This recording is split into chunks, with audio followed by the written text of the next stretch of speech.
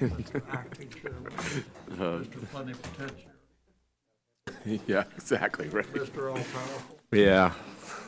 You and me, the last one standing, right?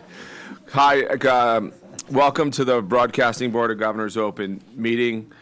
My name is Michael Meehan.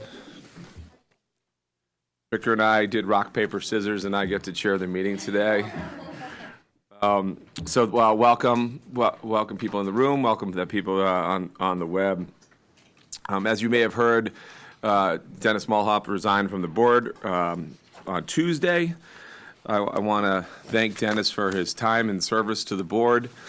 I first got to know of Dennis in 2007 when President Bush nominated Mulhop, Meehan, McHugh, and May. We were the four M's hoping to come to the board one day. 3 years later, some of us made it. So I've had the pleasure to work with Dennis. I know Dennis was very passionate about his public service on the board. He was expert in governance matters and operations. And helped the board establish and modernize important governance operations under the complicated challenges that we have with the U.S. international media, where we have federal entities, private entities, and he was really a leader in providing the structure that helps us to function, and he was very passionate about the commitment of the journalists as well. So we wish Dennis well. We thank him for his service on the board, and hope that he's fine. Undersecretary Sonnenschein is not with us today because she's on a trip for the State Department. She's in Russia and that part of the world, and she's, I know, is on an interview with the Voice of America while she's over there, and she's looked in on some of our staff, and we anxiously wait for her safe return and reports from the field, as we have a lot of pressing issues there. And then Governors Linton and McHugh couldn't be here today. Governor McHugh spent a good chunk of yesterday on the phone with us on some of the matters around the release of the federal budget for 2014 and the sequestration and other matters that are pressing before the board. So we were happy to have her participation. We do not have a quorum today. We need 5 members of the board. There's 2 of us here, Governor Ash and I, so we will not be able to conduct any formal votes, but we will go through and do a governor's briefing, which will be available by the webcast and open to public, and there's some public attendance here as well, which we will get to on the agenda. The live broadcast will also be available at the BBG website, bbg.gov. So one of the top priorities we have here is the concern for some of our journalists, and unfortunately, we lost one of our reporters since we last gathered, and I'd like to pause to acknowledge the memory of Muhammad Ali Narakeh, a local Somali journalist who worked for VOA as well as a private radio station in Mogadishu. He was sitting in a cafe and having something to eat when he was killed by a suicide bomber in the Somali capital. His death is a sad reminder of the dangers that are ever present facing our reporters, and they live in some of the most volatile places that we report. And so I just wanted to pause to acknowledge the memory and the service of Muhammad. In Pakistan, Fayez Zafar, a regular contributor to VOA's Diwa radio and other local stations, narrowly escaped injury during an attack by a suspected Taliban gunman. He was returning to his home in the Swat Valley with 2 other journalists when the gunman opened fire. Police escorting the reporters shot back and foiled the attack. The board urges authorities in Pakistan to take additional steps to protect journalists in the volatile northwestern tribal areas. Yasef Hassanov, a correspondent for RFE-RL's Azerbaijani service who covers events in the Nakhchivan enclave, is under pressure from officials there. Within the past 2 weeks, security agents have threatened to blackmail him and his family, and if he does not stop reporting on events there for RFE-RL. In 2011, he was expelled from the region back to Iran by those who wanted him to stop his reporting. In March 2012, RFE-RL freelancer Hadizan Ismailov is also a victim of blackmail. A case is yet to be solved by the Azerbaijani police. In recent weeks, we've been troubled to see the Cambodian government exerting unacceptable private and public pressure on Radio Free Asia to self-censor their reporting on issues sensitive to the government. Instead of seeking corrections or even portraying specific areas of purported inaccuracies to clarify their points of view for the record, the government has once again threatened legal actions against individuals and investigative reporters who are involved. The constant threat of litigation by the government for politically sensitive but accurate reports about the government is not a hallmark of a free press and is inconsistent with democratic core values. And it is a mounting frustration and deepening sadness that again, we report there's been no news on the fate of Al Hurra reporter Bashir Fahmy, who's been missing in Syria since August 20th, for more than 7 months now. He was in Aleppo on that day, on the 20th of August, and he was caught in a crossfire that led to the murder of one journalist and the capture of another. Very few clues have emerged concerning his whereabouts. The BBG urgently calls for information on this courageous journalist, husband, and father. As we continue to consider difficult conditions around the globe of which our journalists work, I'd like to make a special mention of the people behind the scenes who work under the same conditions, sometimes at risk to their lives, to help bring the light of the truth to the people living under repressive regimes and in conflict zones. I want to commend the extraordinary efforts in the Office of Strategy and Development of Employees, Joyce Nog, Regional Marketing Officer for West Africa, and Joan Maurer, Head of Business Development. Joyce recently traveled to war-torn Mali, where she was secured an FM license that enabled the launch of VOA French to Africa programming in the BBG's newest 24/7 FM in the Malayan capital of Bamako. Joyce negotiated additional FM radio distribution across the country, as well as a national TV deal. Heroic is a characterization that is often applied, but in this case it truly is. Joyce went into Mali to complete a deal amidst not only the ongoing armed struggle in the northern part of the country, but also with palpable threats by extremists to move to the capital. While their advance has been halted by French forces, the situation in the country remains chaotic and precarious.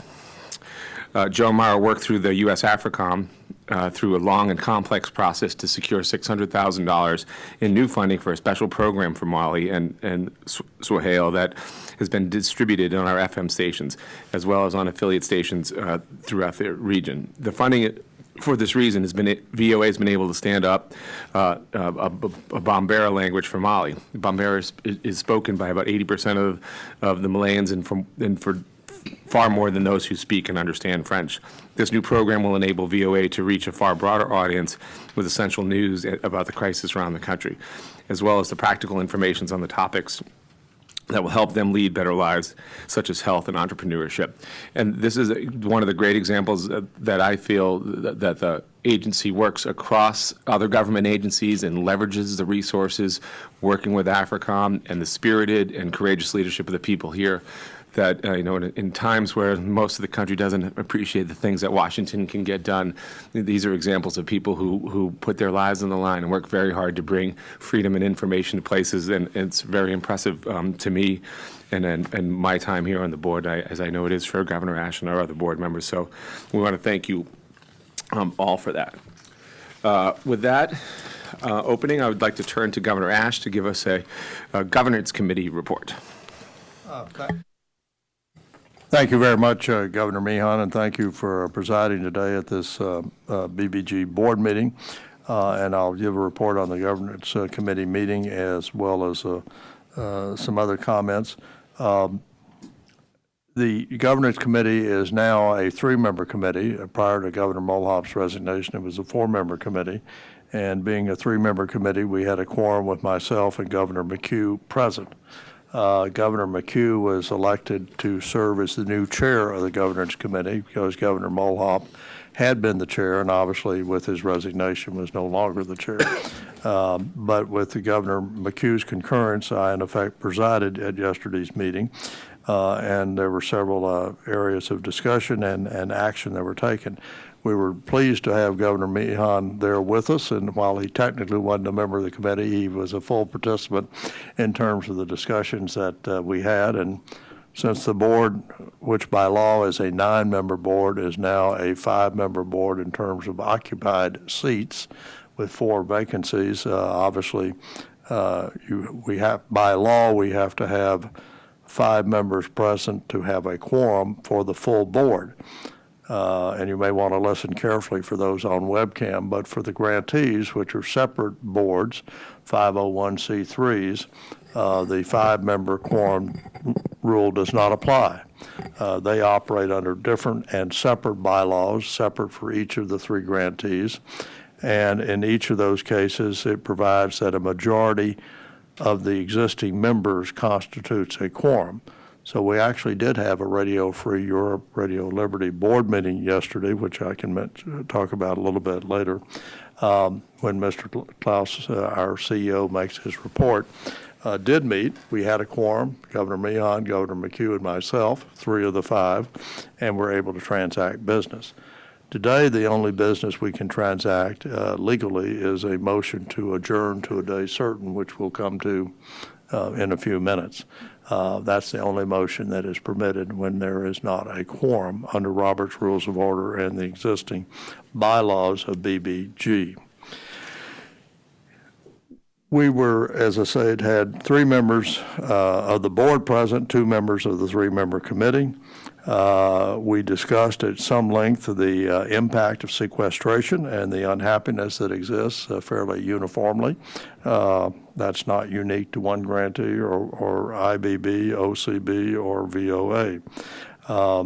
We also heard a report from and discussed at some length the program called Issue in the News, and the committee voted to direct that the VOA director restore that program and it will not be cut, and that we would find the savings, some of which may be generated by an additional vacancy on the board where travel per diem and such no longer has to be paid because, unfortunately, he's no longer a member of the board.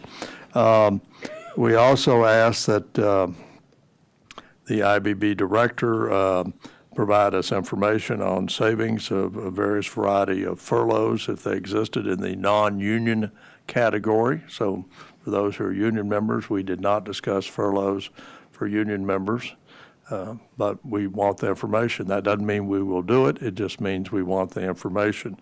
Do it, and also as to legalities of that, because there seem to be different answers in different federal agencies across the board on that issue.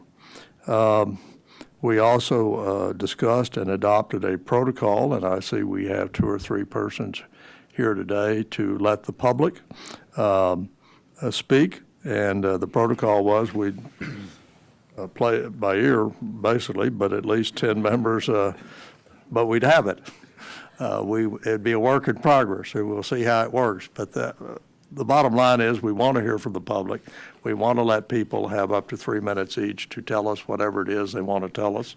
And it's my understanding we have 3 individuals who've signed up today, which we'll be happy to hear from.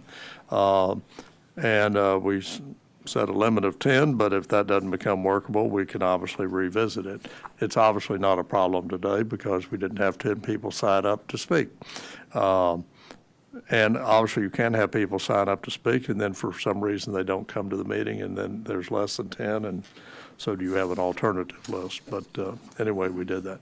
We also voted or discussed, and I think we will do it because on May 15th, under Governor Meehan's leadership, we'll have a strategy and budget committee meeting here in the Cohen building.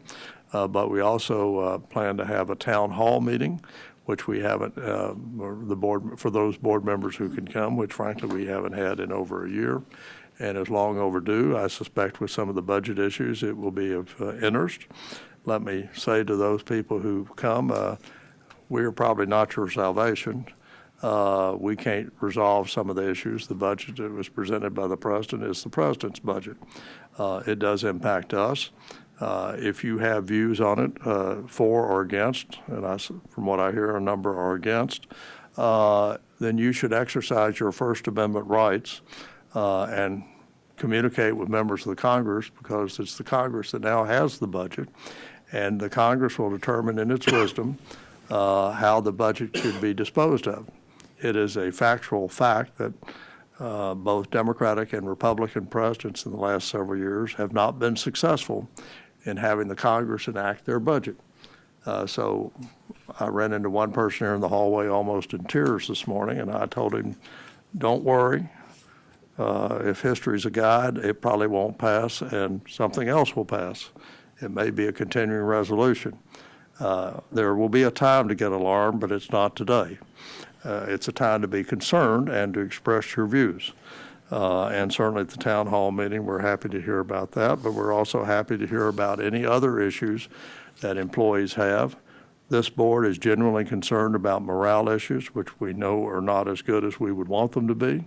And if people at the town hall meeting have suggestions as how we as board members can work to improve that, we certainly want to hear about it, and we certainly want to be as responsive as we can be within the law. I would point out, because of the fact that we're at 5 board members, and the law, until the law is changed, and part of the president's budget recommendation for a new CEO would also change the quorum to being a majority of the board members present. This is not the first time this has happened. Before we were appointed, the previous board was down to 5 members, and they had great difficulty in legally meeting. They would meet, but oftentimes there wouldn't be 5 members. And again, for those who are out there asking, if we don't have 5 members, it's like today. We can discuss, we can talk, we can hear, we can recommend, but we can't adopt a motion that directs anything because we don't have the quorum. We hope that in the near future, since we do have 5 members, that they will be able to participate in a board member meeting and to vote on the items that are listed here that actually merit votes, have to have votes if they're to be reality, and probably wouldn't take that long. If we do adjourn to a day certain, it won't be necessary for all the entity heads and the program that we have today to be duplicated 2 or 3 weeks from now. The next scheduled meeting is June 19 and 20, which would be in Prague. Some people will participate by telephone, as has happened in the past. But if we do adjourn to a day certain and have a quorum, then we'll operate. And if not, we'll adjourn to a day when we do get a quorum, yet to be determined. Issues we did not get to in the governance committee were recommendations of the Office of Inspector General. They were peripherally discussed, but not in depth, of some recommendations they had made, such as attendance, consent calendar, and other issues that I would call of interest, but perhaps not of the highest priority in terms of what you might consider referential, transitional innovations that would put us on a new plane. But would sort of tweak perhaps the operating mechanism. The second issue we did not discuss, and some of which would have to be in private, or labor issues in terms of contract negotiations, and the concern that board members have that we don't have a new contract, and discussions have gone on for some period of time, and is there some way of bringing closure to that and to have a contract with AFGE at some point during our tenure on the board. Mr. Chairman, I would suggest, and I would phrase the motion, that pending the conclusion of the meeting, that we would adjourn to April 22, which is a Monday at 11, pending a quorum. But it would only take effect at the end of this meeting. No. Slightly amended that to April 24th. No, not at all. I just know I have other commitments both of those days, and we'll be making that hard for me. 24th sounds good to me. How's April 24th sound? Any particular time of the afternoon, I hope. Afternoon would be great. I don't mean to be a name dropper, but I'll be flying to Dallas for President Bush's library dedication. Is that in the morning? Well, actually, it's the next day, so I'm already there. I can call in. It'll be fine. President Obama will be there, President Clinton, and Lord knows who else. President Carter, I'm told, and both President great. Bushes, I'm told. Well, his father, yeah, so it'll be a who's who. It'll be the first time that all the living presidents have come to our library in quite some time, so very exciting. That's right. Anyway. So the motion, there's a motion. I'll make the motion, and I'll second the motion. And second it. that we adjourn once we're finished with all of the reports of the committees and the network heads. To the afternoon of April 24th. Of April 24th. Paul, is that precise enough? We don't have to set a time. Excellent. We have to vote. All those in favor? Aye. Aye. All those opposed? Hearing none, it passes. Thank you, Governor Ash. On Oh, the to, only thing we can do. on to the Strategy and Budget Committee. As the chair of the Strategy and Budget Committee, I recognize myself to speak for as long as I can possibly speak. We have had two Strategy and Budget Committee meetings since the full board gathered in February. One was on March the 14th. The other one was yesterday. During our March the 14th, we had a very robust conversation of the legislatively mandated need for research, and which happened to sync up exactly with all the senior executives' demands for research, so they can make smart decisions with the taxpayers' dollars at their companies. And so we have found a way to proceed to help get the data so people can make informed decisions and meet our congressionally mandated role of providing research. We also had an amazing session on Africa Mobile Strategy. We had leaders within the VOA and Rob Bowl from he has an alphabet soup, but ODDI lead the effort. We had experts from outside the agency, people who are on the ground in the commercial space and the mobile space in Africa. As we know, 40% of VOA's audience comes from Africa. They're a dominant player there. I think Director Answer will tell us about his trip there, and since we were last there, and great news in Juba I saw. We have a radio station. I'm very excited about it, looking forward to the report. But one of the aspects were the mobile piece. And it's great to see the different departments within the agency come together on a forward-looking technology that's very important for us to make big gains with strategically, but also with on-the-ground implementation. I was thrilled that the administration had supported some of our efforts to expand our work in Africa with additional sums in the budget, which in this budget environment, is a nod to the good work that VOA and others have been doing. And I know Jeff Trimble, our acting CFO, will give us a little bit of an update on the budget in a moment. But I'm thrilled to the report. We had some more information yesterday with a plan to focus specifically on Nigeria, a place that Governor McHugh and Governor Perino and I went in June of 2011. We've got some great reporters on the ground there in a very difficult space. About 140 million people, a burgeoning population with lots of challenges, and a desperate need for information and accurate news reporting. So I'm excited that the convergence of all this is coming together and the great progress that has been made so far on this important project. And today we had a very robust conversation amongst the senior leadership of all the companies about challenges that we have in Russia with both Radio Free Europe, Radio Liberty, as well as Voice of America, the challenging landscape in which our reporters are working, and given the very difficult political situation there. And I think we've talked internally. We're going to wait for our colleague to return. Who's visiting and we're working throughout the region and dig into this a little bit more, hopefully at our next meeting or two and with her availability. But we certainly look forward to a report. I know that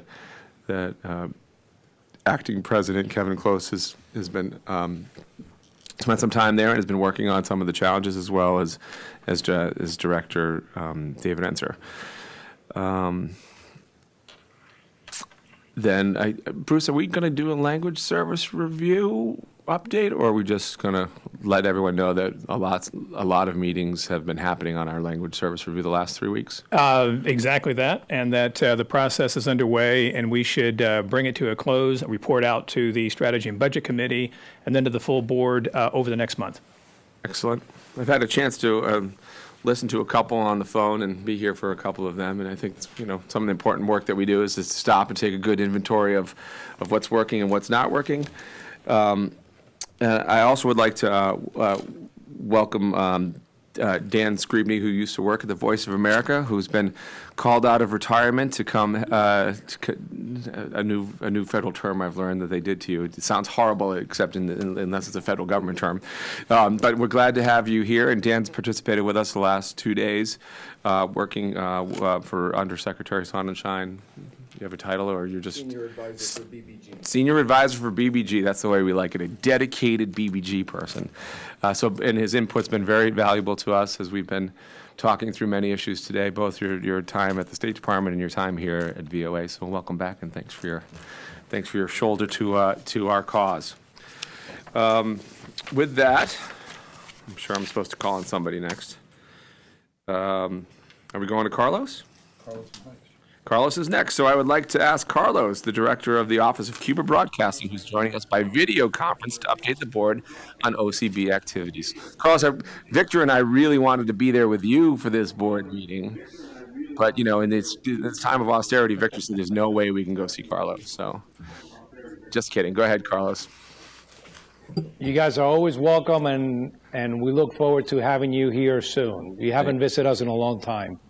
But thank you, Governor Meehan. I wanted to start my presentation with a couple of points. This has been a great month here at the Martis. We had the pleasure of having Ioanni Sanchez visit us. For those of you that don't know who Ioanni Sanchez is, she's a journalist in Cuba that started a blog several years ago. And we were able to meet.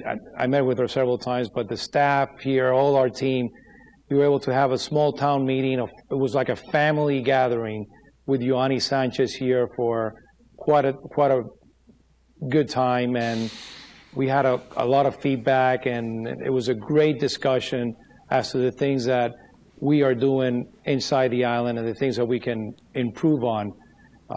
So it was just wonderful to have her here, and the success that we're having inside the island, and how she's known through radio and TV Marti, and how our flash drives and DVDs initiatives is working, the text messaging, the email, and the webpage. So it was very gratifying to have her here. It was almost like she was sitting with us 2.5 years ago when we developed the strategy of the Martis that we have executed during that period of time.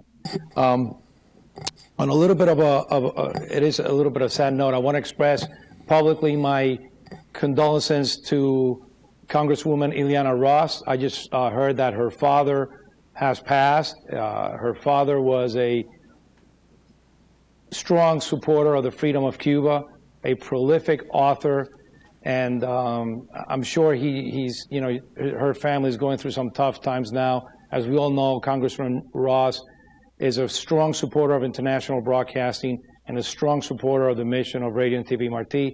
So again, I express my deepest condolences to her and to her family.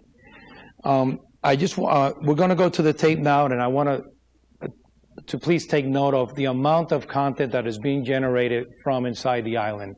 It's just appalling what the network of journalists we have inside the island, what they're doing, the great job that they're doing. So very grateful for that, very happy with that initiative, and I'm ready to go to the tape.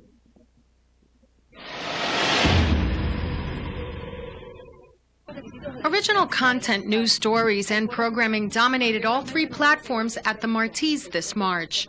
Now operating with the largest network of independent journalists in Cuba, the Martis' superior edge covering the island is evident in its original stories. Desde Adentro, From Within, this month featured a wide variety of stories that open the door to Cuban life now. A monthly salary is about $12 US.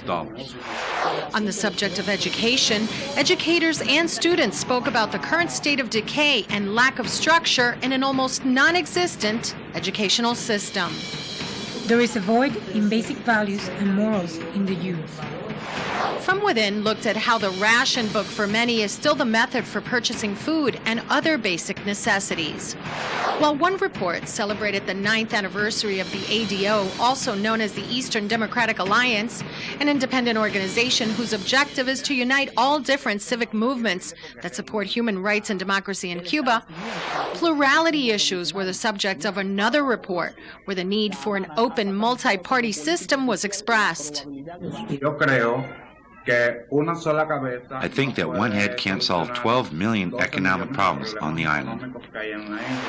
A Marti special report on the decline of Cuban baseball featured coaches speaking fearlessly about the conditions, factors, and the lack of attention by sports authorities, making it difficult for baseball to thrive. El transporte Imagine if you have to travel from Havana to Guantanamo to play in a public bus. While the world reacted to Cuba's lifting of its travel restrictions, the Martis From Within provided an insider's look at the advantages and disadvantages of these reforms and how citizens see them affecting how they live in Cuba. From Within does what the Martis do best, give a voice to those Cubans inside the island. One such voice now heard around the world, that of Cuban blogger Yoani Sanchez. Sanchez, for years a contributor to the Martis, made a live in-person appearance at the Martis headquarters in Miami. There she appeared on the radio program Con Voz Propia, With Your Own Voice, and recorded a special edition of Las Noticias Como Son, Radio Martis daily news magazine. I speak with many activists and people around the country for whom you are the only source of information. And I wanted to thank you on their behalf, she said. You are doing an important job. Another regular on the Martis, Rosa Maria Payá, is now touring Europe and the U.S., meeting with world leaders, requesting an international investigation into her father, Oswaldo Payá, and his colleague, Harold Cepero's mysterious car crash that killed them both. Oswaldo Payá, also a Marti contributor, visited the station's Miami headquarters in January of 2003. His death and his family's plight have received uninterrupted coverage at the Martis. On March 13th, preceding the Washington Post editorial on Payá, Radio Marti's New York correspondent asked the assistant spokesperson to the United Nations Secretary General during a briefing if the UN would support an independent investigation into the death of Oswaldo Payá. The UN Watch letter on Oswaldo Payá. We can confirm the petition has been received. The UN human rights mechanisms, including special procedures of the Human Rights Council, have been informed about the case and are in touch with representatives of the victim. For the second time this year, the Martis took Avanza Cuba, Cuba Forward, on the road to the University of Miami School of Communications campus. Titled Press in a Free Society, this edition looked at the hurdles faced by Cuba's independent journalists and their future in spite of the limitations and censorship on the island. The live broadcast aired on the Martis' 3 platforms. According to Google Analytics, in comparison with this period of time last year, there was consistent growth on the website traffic, where visits grew 102%, and there were 174% more unique visitors to the site, with close to 400,000 page views.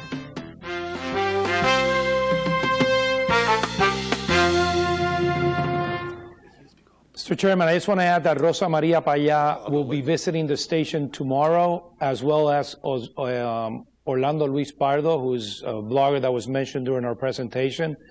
So this will be very honored to receive him tomorrow. It's a very important day tomorrow at the station, and that's the end of my report. Thank you. If I could, Mr. Garcia, I just want to use this opportunity to encourage you and the legal counsel folks that are working with you.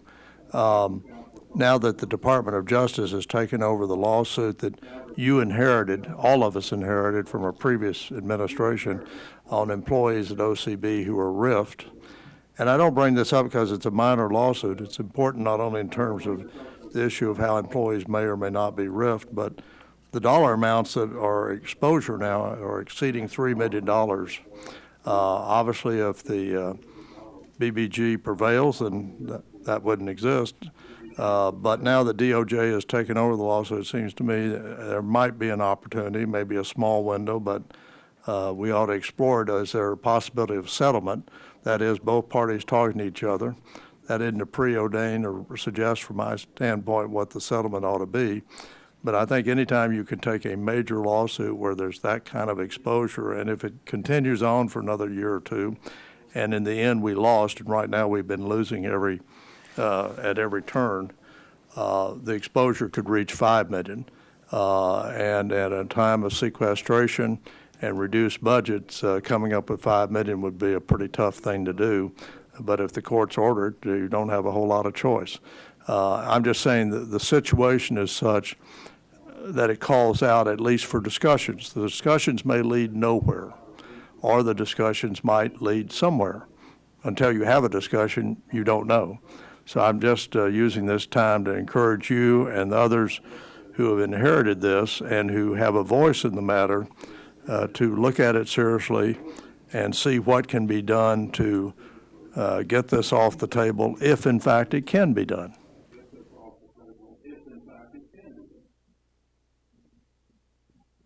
Thank you, Governor Ash. Your comments are noted, and I will speak to council about it.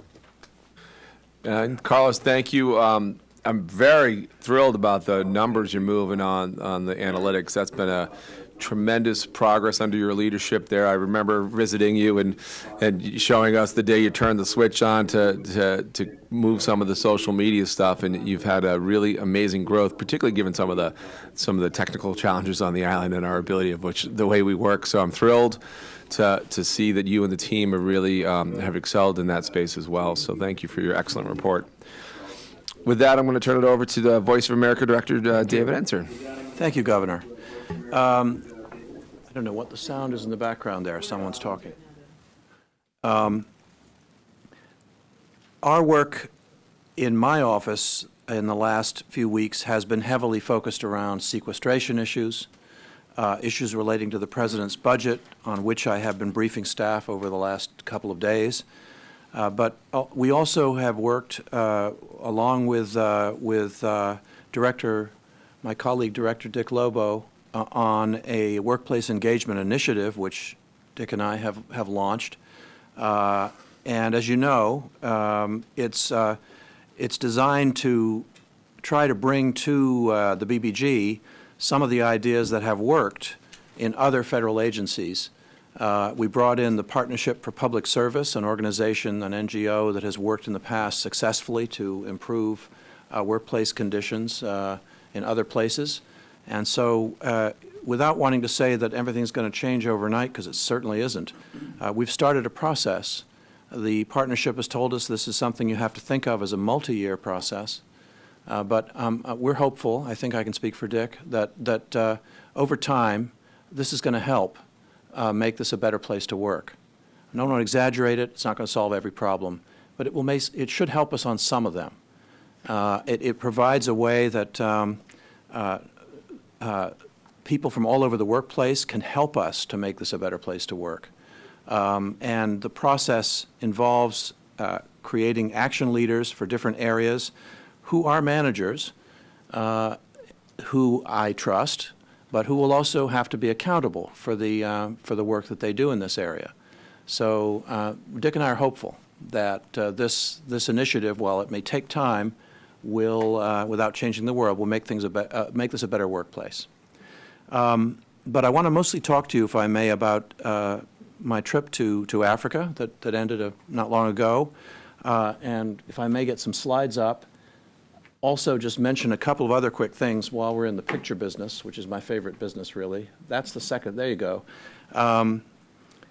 Nowruz is a pretty big deal at Voice of America, especially obviously in the Persian service, but also in the Afghan service. This is some of the Afghan service. We had some really nice and successful programs to celebrate the Persian New Year. And, well, this is a picture of our Afghan service folks in traditional costumes doing just that.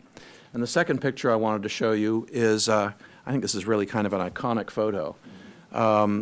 These are children in the tribal area in western Pakistan. And they are saying thank you to DIWA, to our VOA service in Pashtun, because DIWA has come up with a children's show called Jump Jump Camel. And the younger age group wanted to express their thanks, and so they sent us this fabulous picture, which brought back memories to me of just across the border, the Afghan mountains. But mainly I want to report to you, if I may, on my trip to Africa. First, Nigeria. We have an audience of over 20 million in Nigeria, Voice of America does. And I went there to learn more of the situation myself, look at the space where we will soon have an office in Abuja, and to take part in signing on a new powerful affiliate and a new SMS service. Next slide, please. The first stop was to Kaduna, the northern city of Kaduna, and frankly, travel to that area for a VOA director, you don't announce it until you're gone. Security is fairly bad in northern Nigeria because of the Boko Haram group. But we had a chance to sign on Nagarta Radio. That's their truck in the background there. That's a 50,000-watt AM station, enormous reach. Their signals heard in Sudan at night. So we're very excited to have our programming now going out in Hausa on that station. And here I'm posing with some of the staff, with some of our staff. Next to me on the left is Leo, the head of our Hausa service, and over there on the far left, Nagusi, Deputy Director for Africa. But we're also meeting there with journalists who were in a training program that VOA organized that was being conducted right there at the station on best practices for coverage of the polio vaccination program. As you may be aware, this is a very active issue. It's one of the last places on the globe where polio is still a factor. And there have been attacks on medical workers who are trying to get all the kids vaccinated. It's even got to the point where it's dangerous to cover the subject as a journalist. So our course, a few days course, was a practical sort of guide both on what are the issues in polio, in the polio program, but also as a journalist, how do you cover this and not get killed? How do you some sort of safety ideas? And I think that was a very, very relevant training. Certainly the group that I met with there said so. Next slide.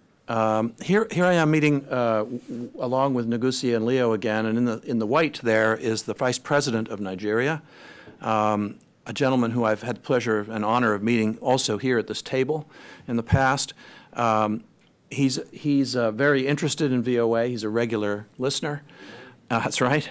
And he and I were able to discuss some of the developments at VOA and some of the developments in Nigeria. I took the opportunity to urge him to look again at the Nigerian law that restricts the broadcast of by international media of fresh news broadcasts.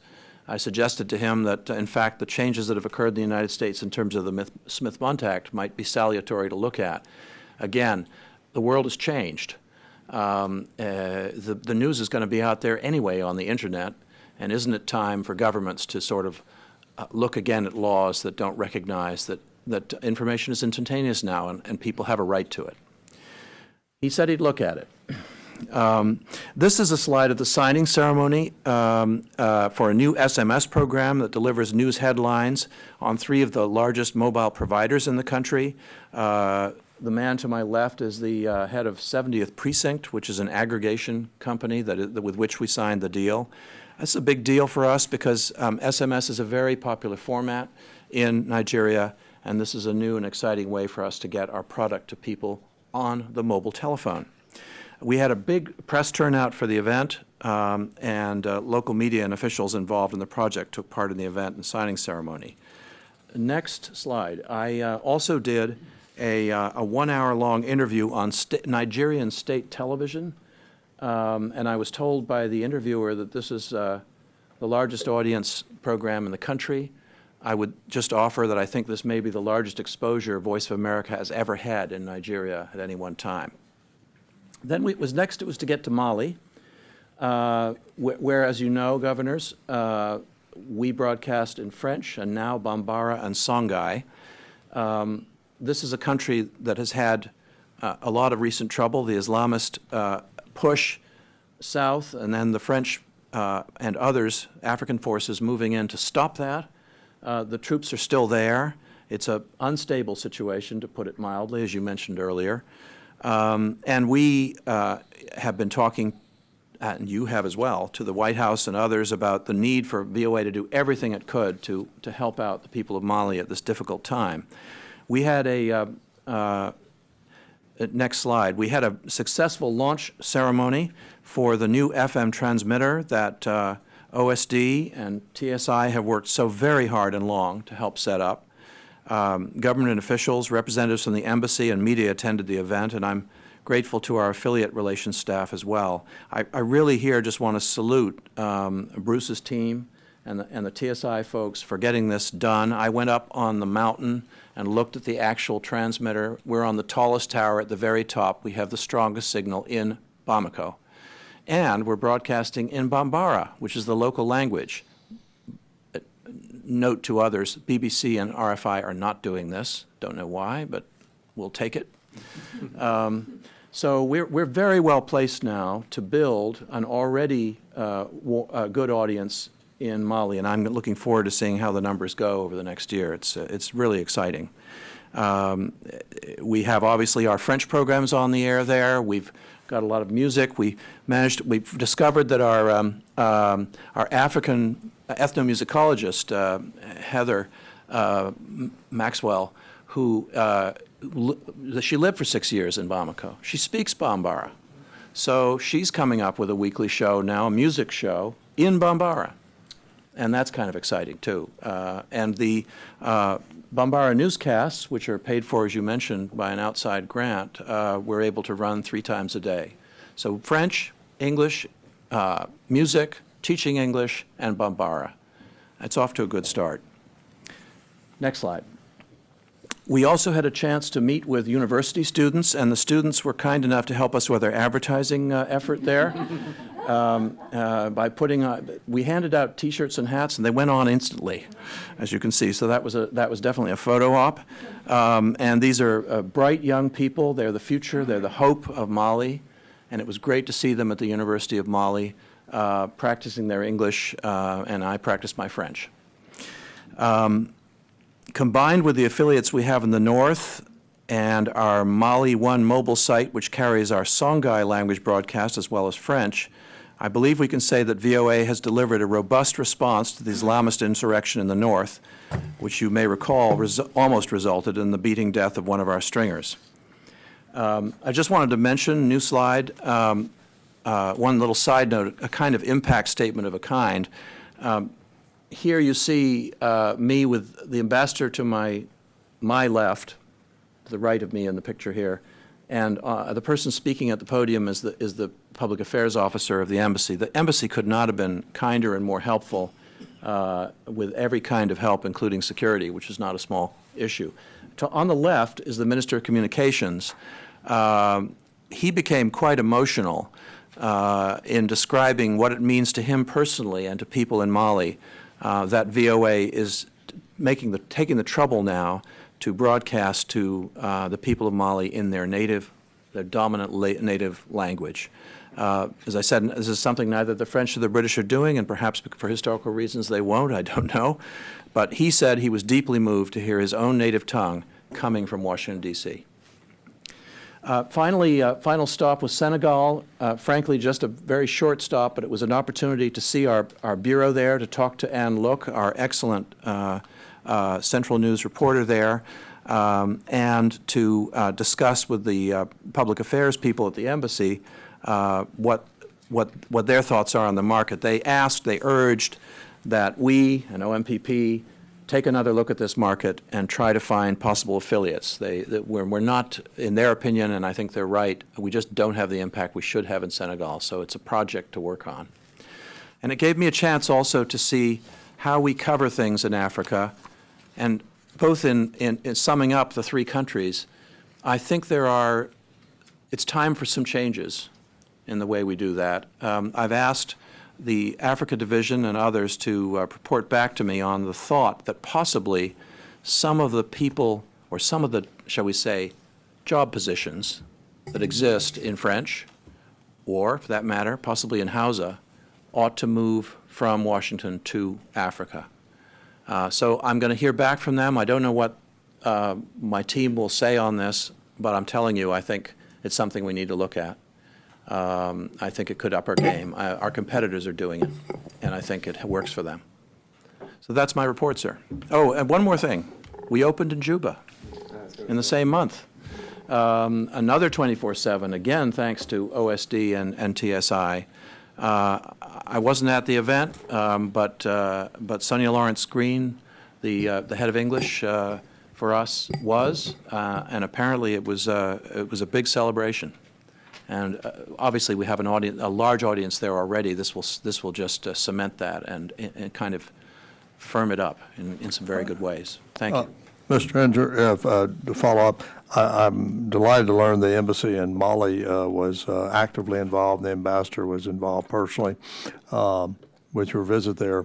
I realize you didn't visit Abuja, the capital of Nigeria, but was it? I did. Oh, you did? Yes, I'm yes, sorry. yes. But were you able to meet with our ambassador? Yes, I was. I did. We had dinner together, as a matter of fact. And we had a good, long conversation. And what, actually, he was former ambassador to Mali, too, so we had a lot to talk about. All right. And what about Senegal? I just saw the public affairs officer. What, was the ambassador in country and not able to meet, or out of country? You know, I only had a matter of hours to be there, and the public affairs officer had communicated her interest in having a discussion, and I just thought, let me do that. Well, let me in the future, just because of my own past history, I would always inquire if the chief of mission is in country and never settle, even though the number 2 PO is a wonderful person. If the ambassador's there, I'd make a beeline for his or her office. It's just a good way to do things, and would encourage you. And anytime we have a board member or head of an entity or whatever, if we can meet, we certainly found with RFE that a failure to have close contact with the embassies in certain countries, that's not your shop, but was not helpful. Yeah. We'll put it that way.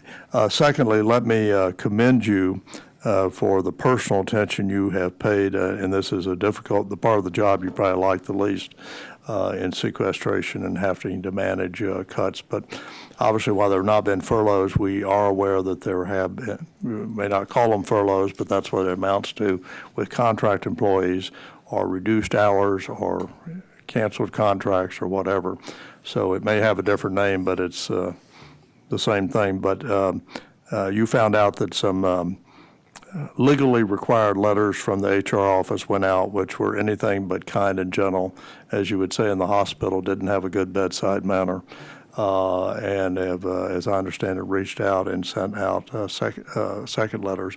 And let me first of all commend you for being much more hands-on on this. There's no good way to, in effect, cut someone's paycheck or cut it altogether. I mean, but there are nicer ways of doing it and more curt, almost cold-blooded ways of doing it.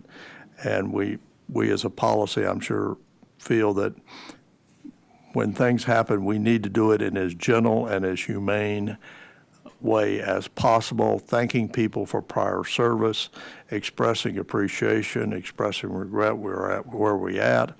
And the fact that once you learned of it, and I hope HR, whoever does things there, that they will relook at how they do things. You can comply with the law and still add some more paragraphs, which are appreciative of past service and are just humane. That's all I've got to say about it. And maybe you have something to add. It's actually the Office of Contracts in this case, sir, but absolutely. All right, I should stand corrected. It's Office of Contracts, not HR, and I apologize to the good folks at HR. But whoever did it should have done it differently. Absolutely. One more thing on the Africa trip. I should just mention that I was very lucky to have Rob Bowl with me.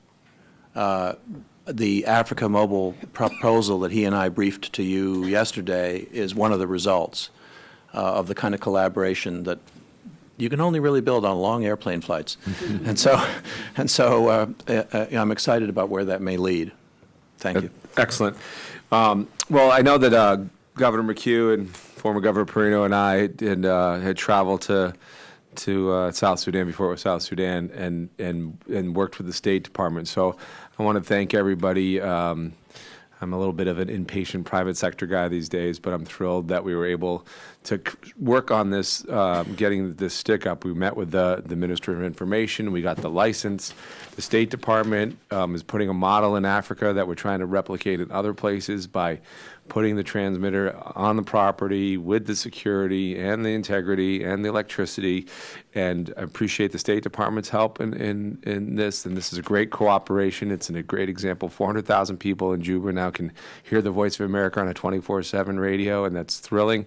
It's a model I hope we can replicate. I know listening to the team, there's about a dozen other places that we're working on this. So thanks everybody, both State Department and our technicians. I know Andre's team had gone, and I think we even helped them fix one of their radios because they were missing a part. And I mean, it's just really great because, I recall right after that trip that the Chinese rolled in, 90 days later and handed them $30 million and said, "Here, we're going to go build a studio." So it's really, it's not a level playing field out there, and it really does take people going like you've done and committing to go and getting us a foothold there to really get some real accurate news and information. So congratulations to everybody on that success. Congratulations on your success there, and hopefully we'll have a Nigeria mobile platform up and running before too long.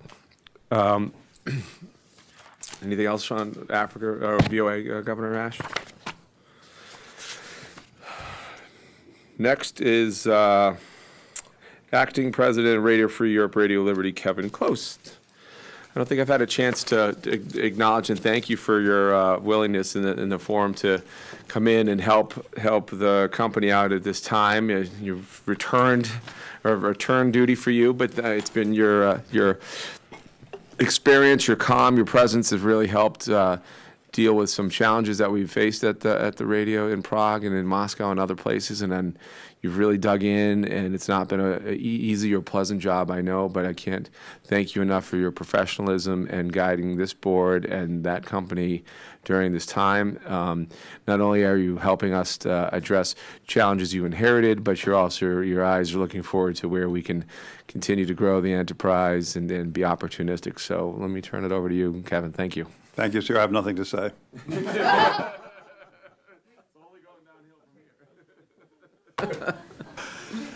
All right. I just wanted to, first of all, it's an honor to be here. I've said that before, and it's as true today as the day I first joined Radio Free Europe back in 1992 and rejoined you all a few months ago. I also want to thank the members of the public who are here today, as well as the great staff who have supported all these organizations through all kinds of challenges and also great successes in the world. The last time I was here, we had just celebrated the 60th anniversary of the commencement of the Russian service back in 1953, and I saluted our predecessors, that was Radio Liberty in 1953, but Radio Free Europe had started earlier, and of course the Voice of America has its start in the middle of the outbreak of World War II for the United States in February of '42. These are great historic services, so it's an honor to be here. I want to speak a little bit now, just a little bit about the future. One of the great steps forward for us is our collaboration with the host country, the Czech Republic, the Czech government, through a series of obviously new presidencies and new elections, has maintained the highest quality support for us, very positive. And one of this is about the future. We have right now in Washington and next week in New York, 3 extraordinary young journalists who are known as the Václav Havel Fellows. It's a fellowship program that brings, first of all, a competition across the regions to whom we reach at Radio Free Europe, Radio Liberty, which is an enormous segment of the Eurasia landmass, into the Caucasus, into the Middle East, and all the way out to Afghanistan and Pakistan, and asks young journalists to essentially contact us and tell us that they would be interested in becoming a Havel Fellow and spending time at the radios and learning what it is we can teach them about multimedia journalism, and us learning from them about what is going on in their own countries. And right now, we have 3 of these journalists. They're 3 young women, which is also enormously important to me. As you know, I spent 10 years as president of National Public Radio, and the sociology, the culture, and the commitment of National Public Radio really depended on extraordinary women who were there at the beginning. Cokie Roberts, Susan Stamberg, Linda Wertheimer, and just a few clicks later, Nina Totenberg. Of course, there are great men there, similarly, but it was the women who set the standard for a particular kind of take on who we are as Americans, on what journalism should be. And so having these three young women, one from Azerbaijan, one from Armenia, and one from Moldova, selected by an extraordinary selection process at the radios to come here. We had an event a few nights ago at the Czech embassy with the Czech ambassador convening it. This is the Czech ambassador to the United States, Petr Gandolovich, who's become a very good friend of ours all.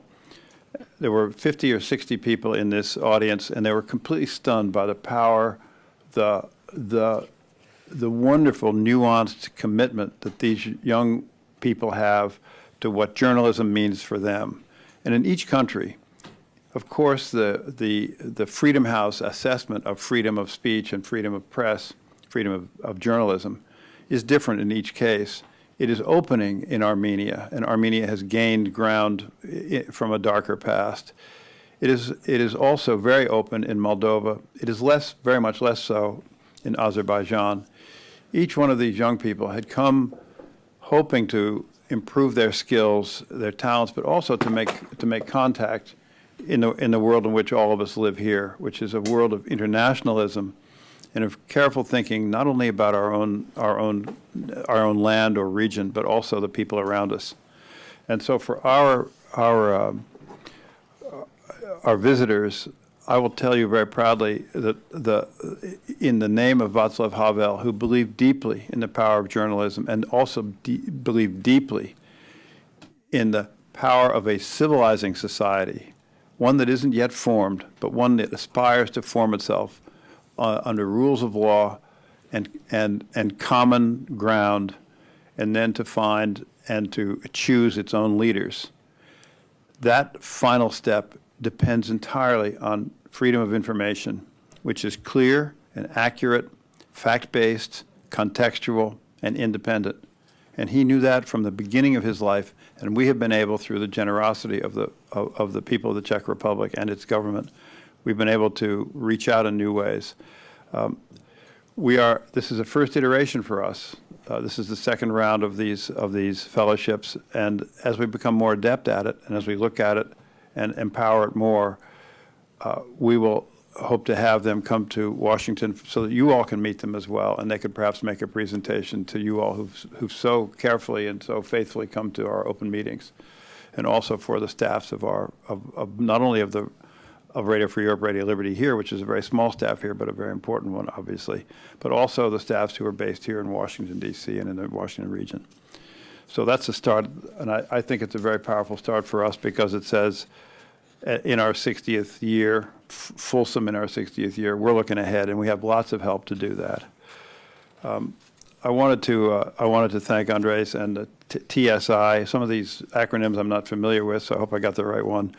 But transmission, S and I. It's actually technology. Technology, services, and innovation. Well, it's all transmission to me. They helped us, and just at the very moment when we needed to look very carefully at the choices we have to make under the budgetary constraints that we're all facing, and they helped us add shortwave at exactly the right time for our Turkmen and our Uzbek service, and we deeply appreciate that because it preserved on the air for people out there. No matter how few the audiences are, I will tell you this: we all know this instinctively, but we know it as a fact. If there's a signal up somewhere, somebody's listening to it. It does not depend on anything other than it being there. It's sort of like baseball. If you don't pitch it, it can't be hit at. It's real simple. And if it's pitched and you don't swing, it's like it never happened. So having signal up is enormously important to these services, especially in the remote places where we are not allowed to have people on the ground, and people who are on the ground, that is to say, no bureaus. And I had the privilege of opening our bureau in Uzbekistan many years ago. It's been since shut.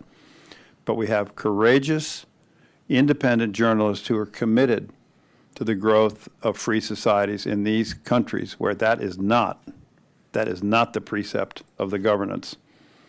And they are pushing themselves forward and bringing us news and information that we can get out to them, that we can transmit by every means possible.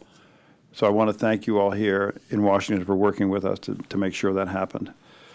I would like to say, just generally, anybody who's in journalism, we all know this is a commonplace now. Journalism is always a place of constant change and, to a degree, a kind of tumultuous turmoil about how to do it best to reach the best possible outcomes, which typically in a newspaper is circulation, in radio it's listeners, and obviously in video it's watchers. In the interactive age, in these things, nobody has any real clear idea all the things that can happen here. We're in the very beginning of not only the challenges. We see the challenges very directly because it has turned the economic models for most of voluntarily supported journalism. It's turned it upside down, turned it on its head. It's like a file cabinet that's been turned upside down in a torrent. Everything's out. So everything has to be reinvented and reinvestigated and reinvested with quality and consistency and the standards that have brought great journalism to this nation and to many other nations. So I would say to you all that we are very aware of the constant need for change, and I have brought to our colleagues in Prague and here in Washington, and to my collaborators here in our other services, my commitment is to collaborate in every way we can to make sure that people out there who could hear us, watch us, listen to us, or reach us in any way possible have the best possible opportunity to understand who we are. I said in a recent video conference we had here, I want us to be able to say, and we're looking at this very carefully, we need to tell people, if you happen upon our websites or happen to catch us out of the thin air, or happen to have somebody tell you, go listen to this or watch this because it's from Radio Free Europe, Radio Liberty, I want us to be able to say what we stand for. Liberty, independent journalism, trustworthy, fact-based, just like that. Something like that tells somebody who wanders past, wait a minute, I don't have that in my life, and this is what they stand for. I think that's very important for us to be able to stand up in the world, in a competitive world, and not a world which is simply competitive with other journalistic enterprises that have our standards, but many who are actually deliberately intending to debase us and debase the standards so that people can continue to not seek and know how to demand access to freedom of information. So it's important for us to be able to say declaratively what we stand for and what our standards are and what we bring to them if they will tarry with us for just a moment in their lives. So that's what I'm intending to do with us and our services, and I've been talking to them. In many of the services, there are 28, and there are subsets too, which I don't even know about. But they're all in this area thinking now about how we can do this together. In the same way, I've reached out to the IBB's really very, very smart and very active marketing. I don't know what his exact title is. OMPP. What's he called? OMPP. OMPP. What does that mean? Office of Marketing Program placement. Program.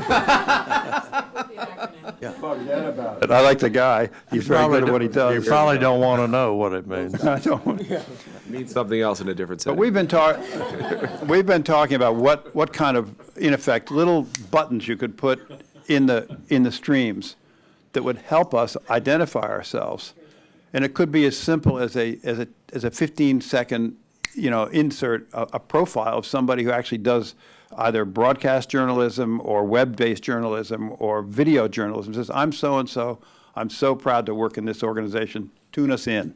Anything like that will help us identify ourselves in a way that is not about, forgive me, I love it, I respect it, I deeply am committed to it, the long legislative histories that created these organizations and created them in a great commitment of protection of the independence of the journalism.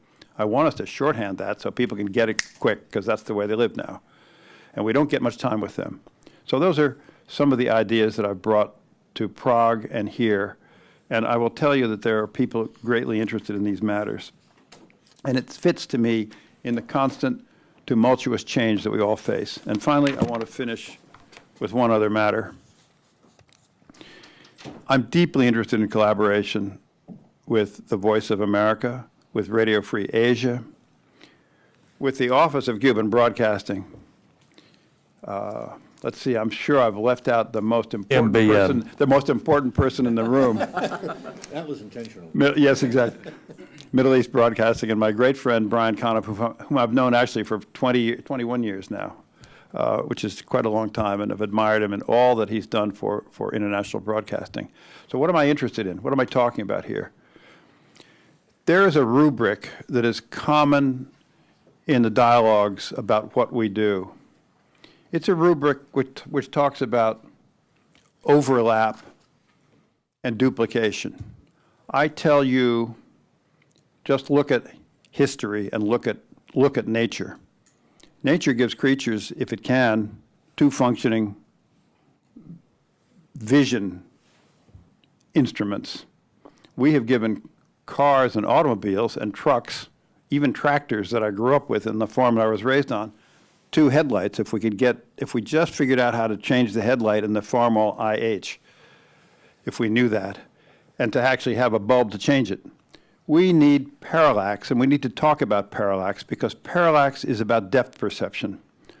I don't buy it that there is duplication and that there is overlap, and you can't tell any broadcaster or any journalist, whether it be print or video or digital, whatever it is, whether it's Twitter or not, that what they do is the same for RFERL as what is done at the VOA. We accept that there are differences, and we value and cherish the differences.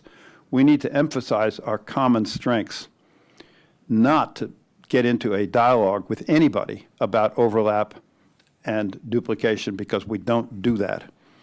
We need to rationalize what we do, and we need to collaborate where we can, where it makes sense.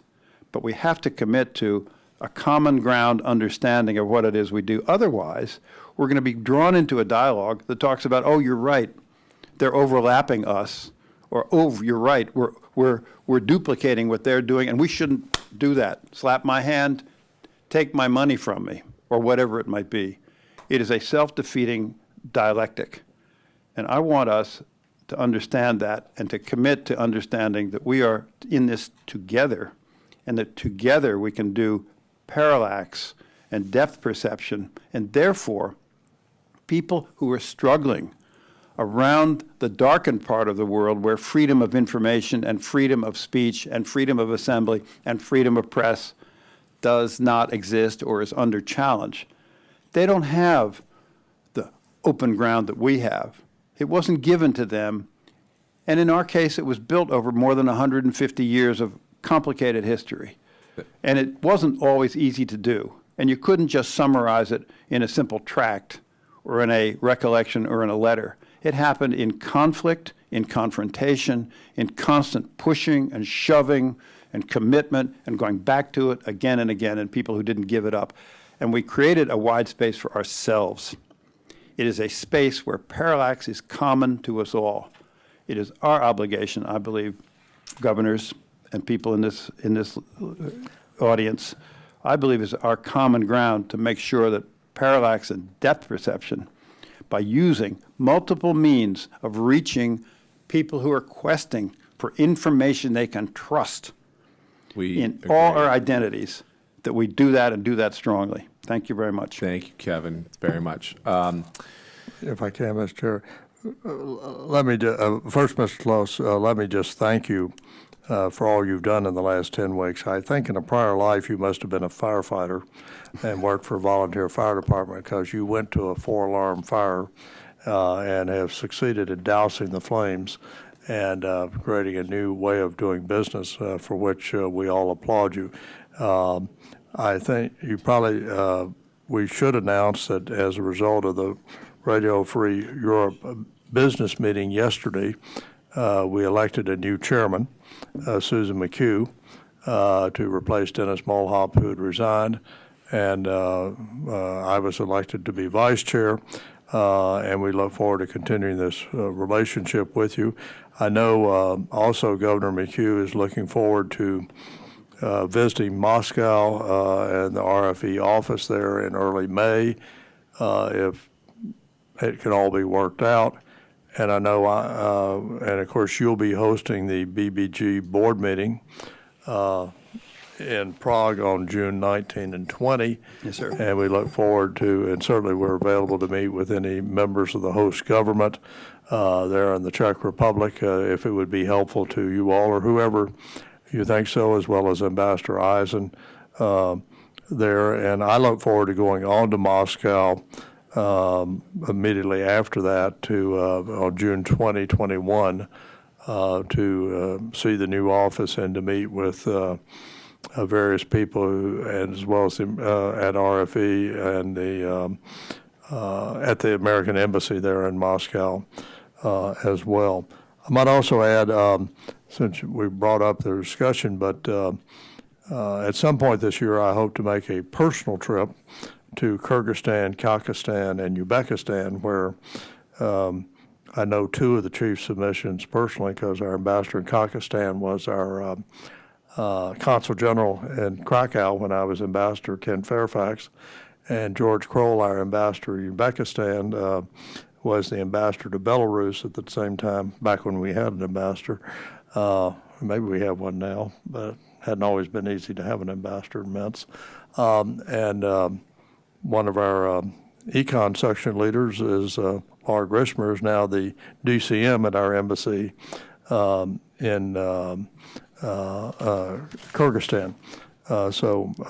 But while I'm there, if I can visit either in Almaty or Astana or Tashkent RFE offices, to the degree there may be offices, I'm more than happy to do so and to show the flag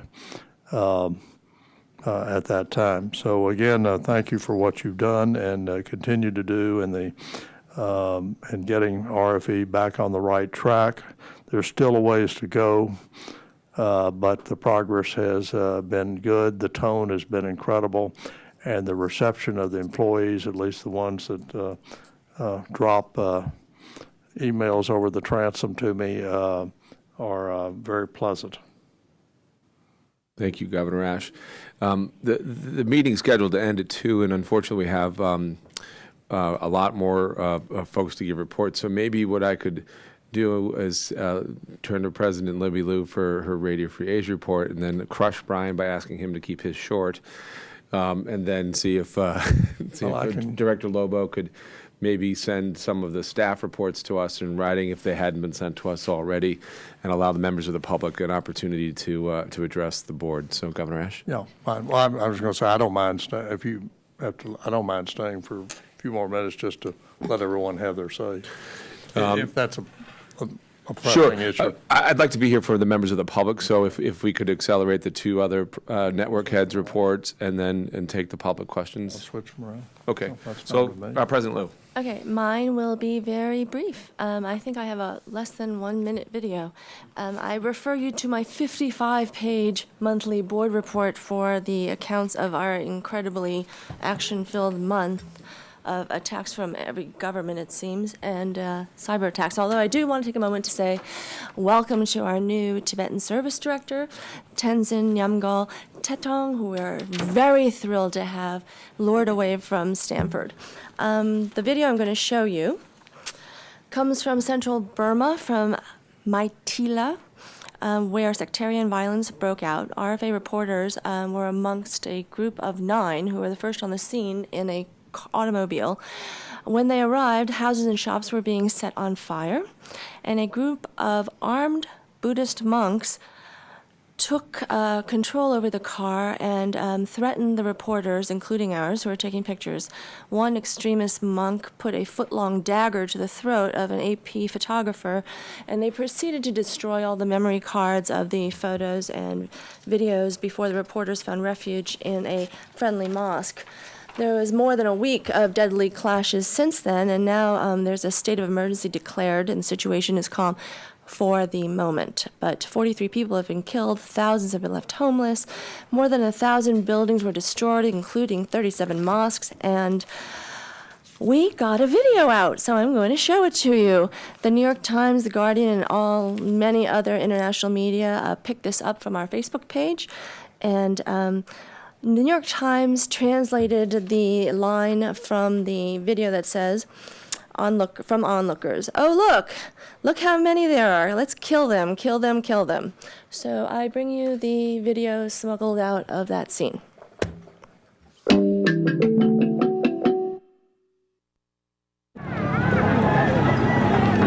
At least 10 people were killed and dozens injured in communal violence in central Burma's Mektila city. Rioters torched scores of shops and houses. Police say at least one mosque and an Islamic school were also destroyed. Hundreds of Buddhists and Muslims were believed to be involved in the violent outbreak. Authorities have now placed Mektila under curfew.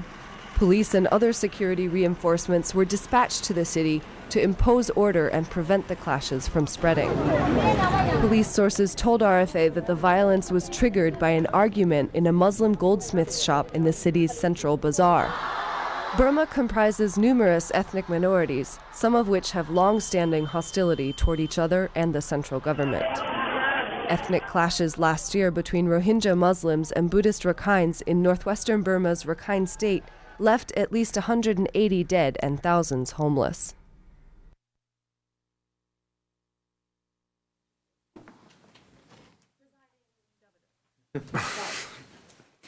Thank you, President Liu.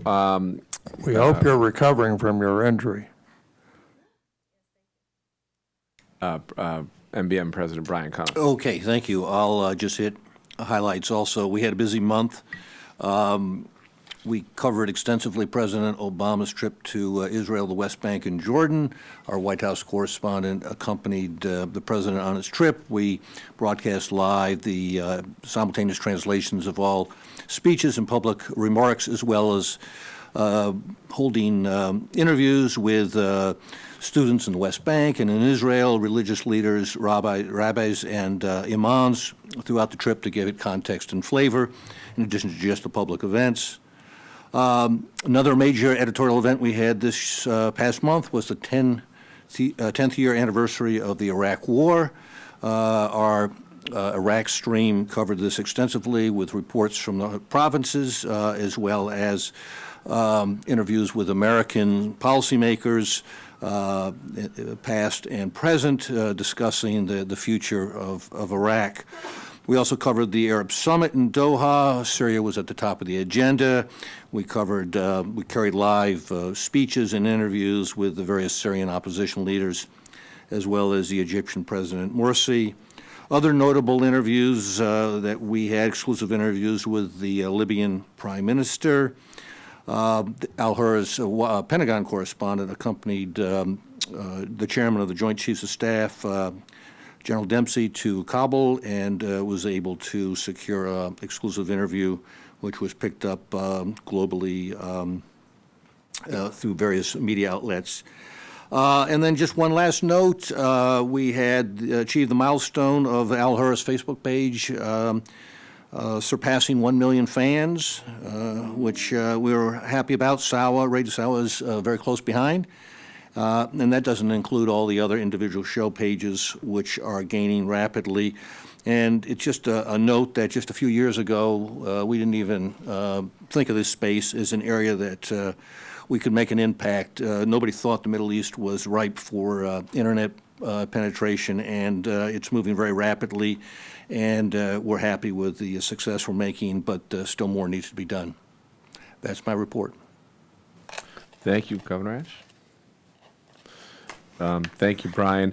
So I'd like to move to the portion where we hear from the members of the press and the public, and put on hold Director Lobo and others' reports until we can dedicate a little time there. I'll stay for as long as I can for the staff's reports, but and Governor Ash will be able to. He's indicated his ability to stay longer if we need to get to those reports. So, Lynn or Tish, do we have a speaking order or?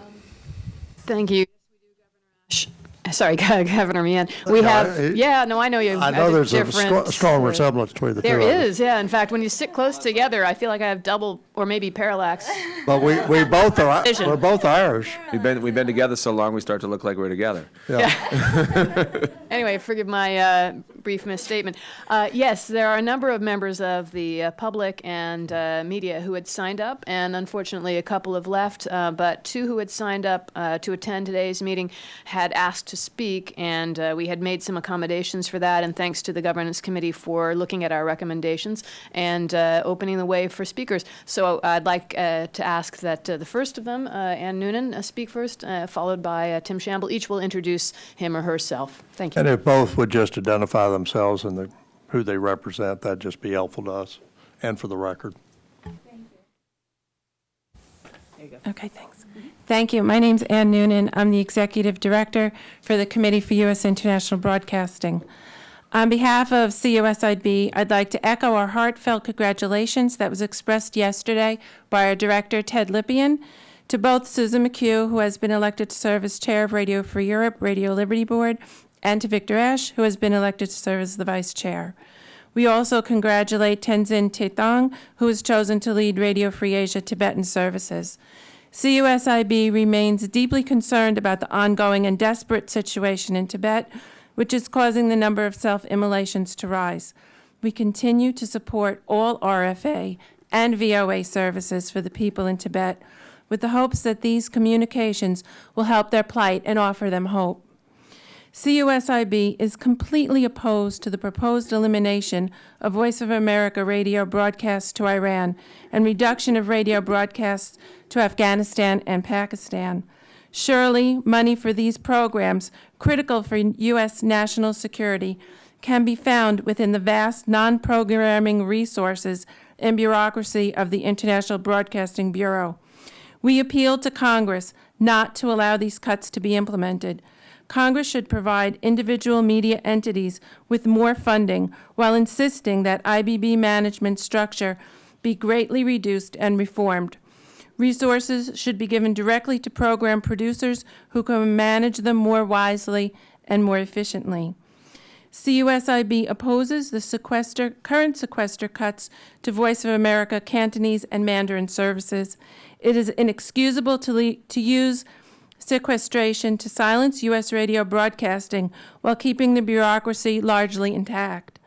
We all know that maintaining shortwave and medium wave radio transmissions is an inexpensive and crucial use of resources to reach those who are too poor to afford other media platforms or who can't use them for other reasons. Many people who live in China's countryside have traditionally relied upon these radio broadcasts and continue to do so. As you know, the Chinese government blocks the internet, and only very few are able to circumvent this kind of censorship. VOA Cantonese has lost one shortwave and one medium wave transmission, and Mandarin Services has lost two shortwave transmissions. VOA contractors are forced to take off at least one day every 2 weeks. Some foreign stringers need to cut back their contract services by about 30% or face layoffs until September 30th. This is unacceptable. We urge Radio Free Europe, Radio Liberty, to listen to appeals from Czech Helsinki Committee and other human rights organizations to settle its pending overseas discrimination lawsuits brought by its former foreign employees in Prague. RFE-RL should be a model of human rights and labor rights observance, not a target of criticism by foreign media and accusations of hypocrisy. Mindful of the damage to RFE-RL's reputation in Russia caused by the previous RFE-RL management, CUSIB remains aggrieved that dozens of courageous journalists who were fired from Radio Liberty in Moscow in September 2012 have not yet been reinstated. More than 6 months have passed, but we will remain vigilant on behalf of these brave reporters. We expect that good news about them will be heard later this month and that they will be brought back to Radio Liberty. Thank you. Thank you. Thanks for coming, and thanks for your steadfast, passionate support of international broadcasting.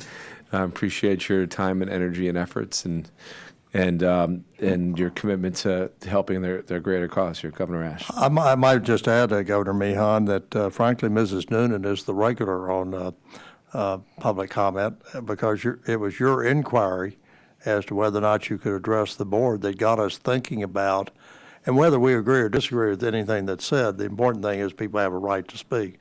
And you're the one, this is your third appearance, I believe, but you're the one that got us talking about it and coming up with a procedure by which you and Mr. Shamble and anyone else now and in the future can address us and share with us your thoughts.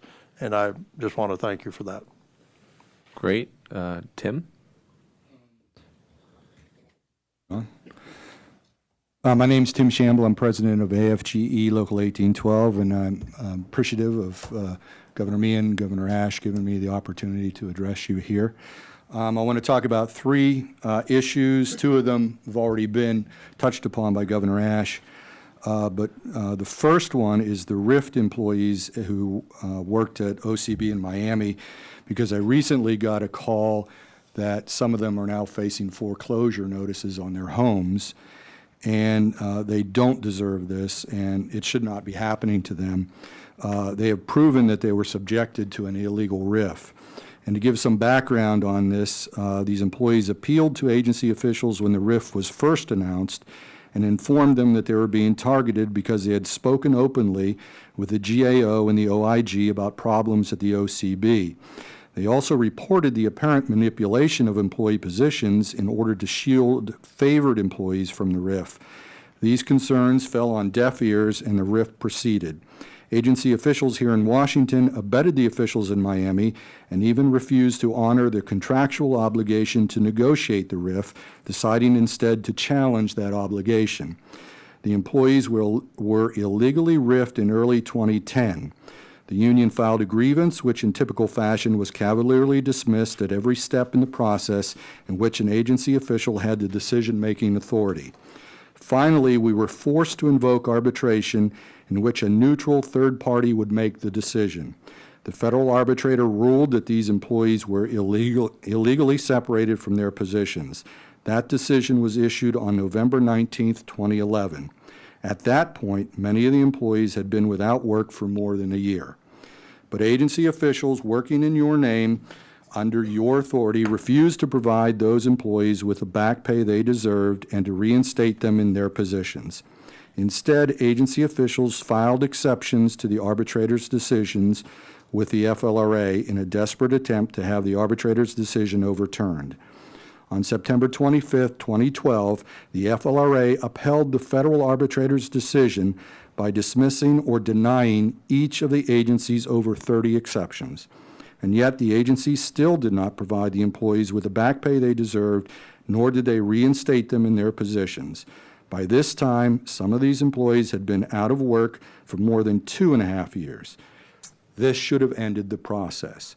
However, agency officials working under your name filed an appeal in U.S. District Court. Such cases can only be taken up by the court if the decisions of the arbitrator and the FLRA were based on an unfair labor practice. Both the arbitrator and the FLRA made it clear in their decisions that they were not based on an unfair labor practice. The filing to the court appears to be nothing more than a delay tactic. Who knows how long it will take the court to reject the appeal. In the meantime, these employees continue to suffer financially and are threatened with losing their homes. At some point, the inevitable will happen, and the agency will need to make these people whole, even if that is now possible. And I know you have said you had two other things, so okay, I'm going to be brief. I don't want you to miss the chance to raise the other two. Okay, to the RIFT employees, this is not a legal exercise. This is their lives. And I encourage and hope that the board will insist that the right thing be done. On another topic, the proposed FY 2014 budget proposal, you're proposing shifting the cost of Greenville, the Edward R. Murrow transmitting station, to OCB budget, and yet you're eliminating 2 of the shortwave nighttime broadcasts of Marti. So I wonder if in the future that's going to be used to justify cutting Greenville. And if you do eventually plan on eliminating the Greenville station because of this transfer, I'm wondering why you're also not proposing transferring the costs of Tinian to RFA. It seemed to make the same sort of logic. And one more issue, In all the OPM surveys, the agency has been given failing grades in each one they participated in. The agency brought in the Partnership for Public Service to interview people. We applaud that. That's a nice effort. In all of the interviews that they conducted with employees, one of the major factors to be brought forth was the issue of fairness. And I wonder if you're aware that the representatives you have at the bargaining table for contract negotiations with AFGE Local 1812 are demanding that any reference to fairness be removed from the contract. They've told us that they don't want to be obligated to treating employees fairly. That's why they want any reference to that being removed from the contract. In fact, they told us that they don't know what that term means. So we told them, we believe you don't know what that term means. That's why it's very important to have it in the contract. It's vital to employees that that be in the contract. And in addition to provisions for fairness, they've also insisted that references to dignity and respect, treating employees with dignity and respect, also be removed from the contract. Thank you very much for the opportunity. Without commenting on your comments, first of all, let me say if you didn't get to say it and everything and have a written statement, you should feel free to present it to the board, and I'd ask that staff share it with the governors who are not here, and I would say that for anyone who speaks to the board. I will say it's my hope that in another setting, the governors will be able to have a briefing from legal counsel and others on some of the labor issues. Obviously, there are two sides to everything. We want to hear both sides, and just speaking for myself only, I'd like to, as you heard earlier, I'd like to see us bring closure to these negotiations that now last a week a month. That's 12 weeks a year. That's 3 months spent. I know everyone enjoys being with you, and you enjoy being with them, but there's probably something else people could do for those 12 weeks besides talk to each other about the same contract that expired 3 years ago and continues. So I'd like to see closure. And my comments aren't meant to point fingers at management or at the union, but just to say I'd like to see it ended some way, if it can be, in a manner that's generally satisfactory to both sides.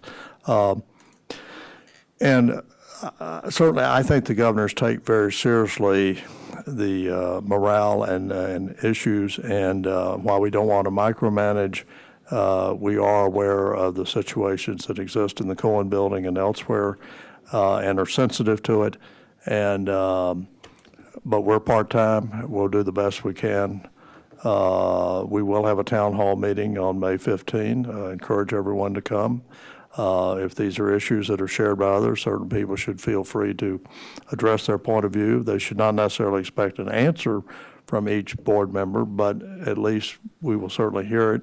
But in the meantime, I can assure you, at least for myself, I'll try to find out what's going on, not to micromanage, but to try to move the process towards some sort of conclusion.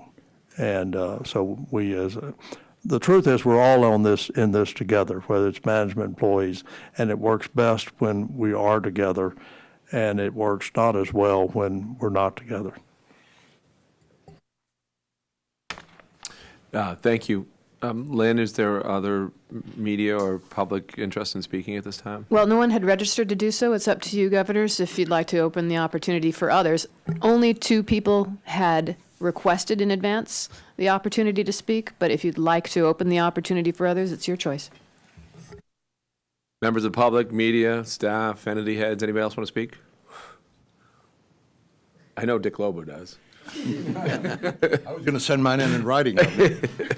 Great. Well, thank you. Thank you for being here, Tim and Ann, and sharing your thoughts and concerns with us. Director Lobo.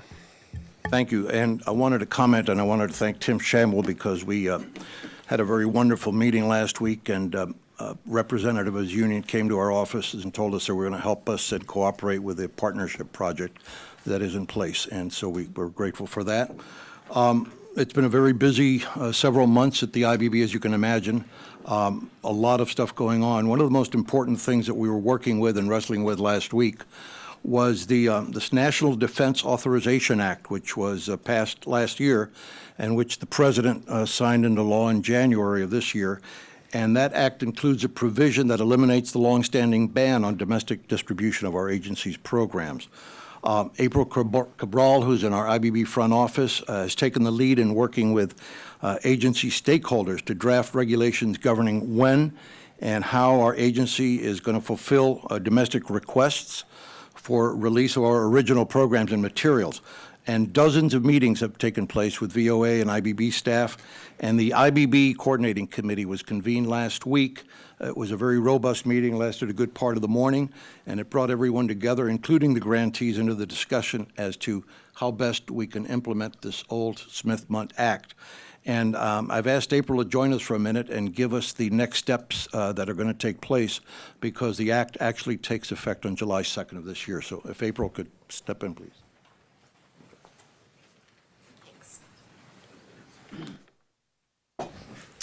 So as Director Lobo mentioned, we've had dozens of meetings with VOA and IBB staff, and we have crafted regulations so that we'll have the most opportunity under the law to take advantage of all the opportunities there. This would include public access on the web to final programs. The programs are the ones that we have put together for overseas, and they'll now be available to the public on the website. We're also going to be allowing public requests from media companies in order to serve the diaspora communities. So this will open many opportunities for us, and we're going to go forward next week with coordinating with OMB. Will you send us a copy of this? We can send you a copy. I mean, of the ones. concise, just explanatory. It doesn't have to be all the details. Sure, we have drafts put together of an internal policy and also the regs that's going to be going to OMB, so we can have that sent. So how's the OMB has to approve the regs? Yes, they get a comment period.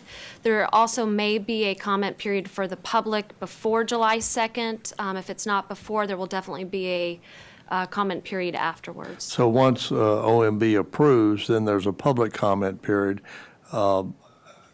To what degree, if the public comments are such that you want to change the regs to incorporate some of the comments into them, does it then go back to OMB for a second look? Well, we do have an opportunity to incorporate those comments if we want to amend our policy, and OMB would also look at that. Lynn Weil can talk a little bit about the coordination that we've done with Very the Hill. briefly, yes, Yeah. just to answer your question, and then if you'd like any others. First of all, the law goes into effect on July 2nd, and if it is this agency's intention to be able to work within the law to its fullest capabilities, now that the board's priority of seeing the law changed has come about, this schedule makes sense. There would be an opportunity, if things get in order quickly, for a public comment period. That's up to April and her team. OMB reviews anything, of course, before it goes to Capitol Hill. And the public comment period ideally would be as long as we have time for it. And if it has to go beyond July 2nd, then it has to. But that's entirely up to the board.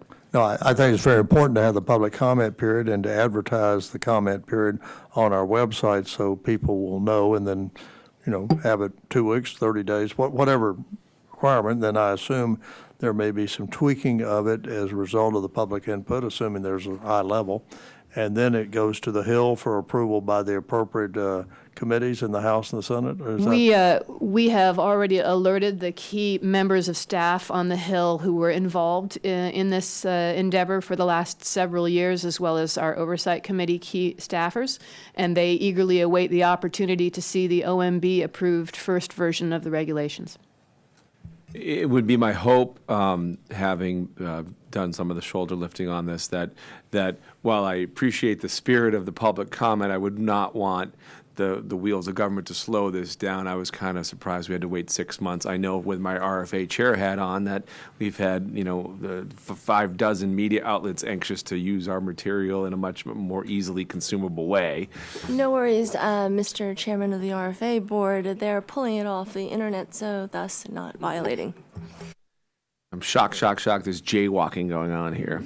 But so hopefully, thank you for your work and keeping us in compliance. And I'm, if this were a commercial enterprise, we would be the largest news gathering agency in the world. And so I think, the time is long past that this 70-year-old law lived its usefulness, and people have been looking at the VOA website from the United States for many years now. So I'm glad they're doing it all legally, and so I'm excited. Oh, yeah, that's right. We can't tell them to look, but they can look, right?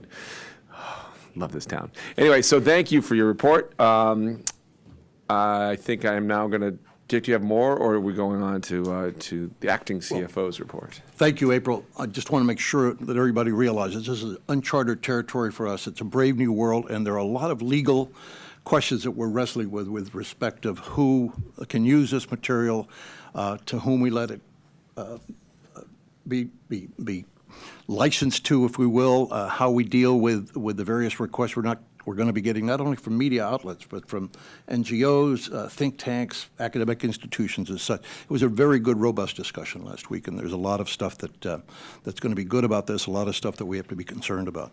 One of the hardest working members of the IBB staff was our IBB Deputy Director, who has been serving as the acting CFO for a number of months now, and has had the difficult job of putting together our fiscal 14 budget submission as well as our sequestration plan. So Jeff Trimble has been in the hot seat, and he's ready to report to you. Thank you, Dick. The way I can do my report most briefly is to encourage everyone to go to the BBG website, where the President's 2013 budget request for U.S. international broadcasting is posted. 14, I'm sorry, as well as a release about that budget. The budget calls for $731.08 million for U.S. international broadcasting. And to put that in context, if you compare it to the level in which we're operating in 13, which is a CR level minus the sequestration number, the 14 request is an increase of $18 million.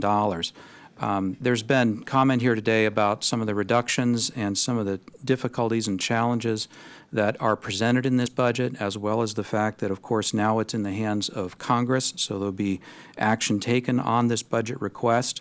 As Director Lobo pointed out in his note to staff about the budget yesterday, he pointed out that we realize that some of these changes, if enacted, will be very difficult on those involved, and that everything will be done to minimize the effect of these changes should they be part of the budget that eventually is enacted.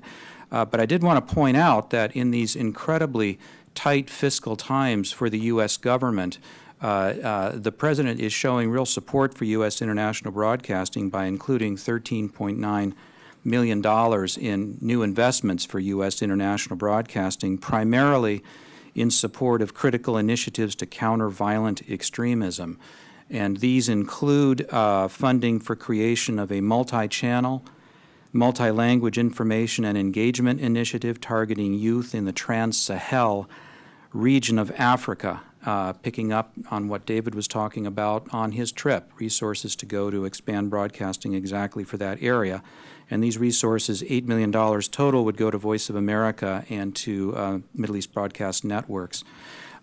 Secondly, providing deeper on-the-ground coverage for MBN in the critical Maghreb region, birthplace of the Arab Spring, is another strategic investment. There's a small additional investment for engaging new audiences in Burma by investing in creation and distribution of compelling content for satellite TV, local affiliates, and digital platforms, and also funding to help realign transmission assets to upgrade service to critical audiences and to reduce reliance on external leases. I should point out as well there's an increase of 25% in funding for Internet anti-censorship circumvention efforts, a total of $12.5 million. So in a very brief time, I think those are the highlights that I'd give at this point, Mr. Chairman.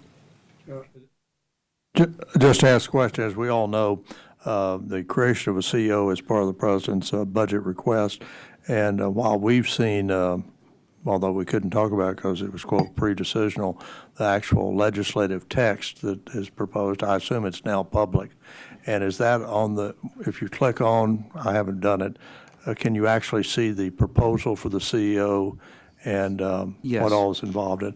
Do you have any way of knowing if there will be hearings either on the budget as it affects BBG or the CEO, or that's yet to be determined by the appropriate House and Senate appropriations and I foreign can answer relations? that. Please do. I didn't hear you. I can answer that.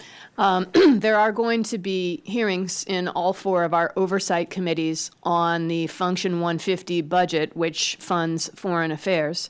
The Secretary of State is testifying at one.